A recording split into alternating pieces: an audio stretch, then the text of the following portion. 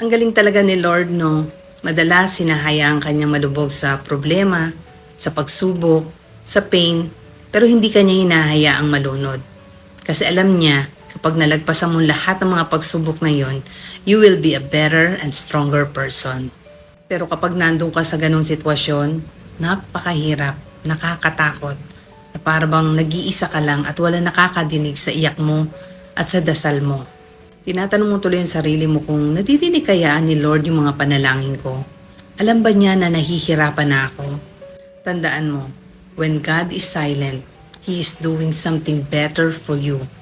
Kinakailangan mo lang magtiwala, hold on, and be patient. And the hardest thing you need to do is to do nothing but trust Him.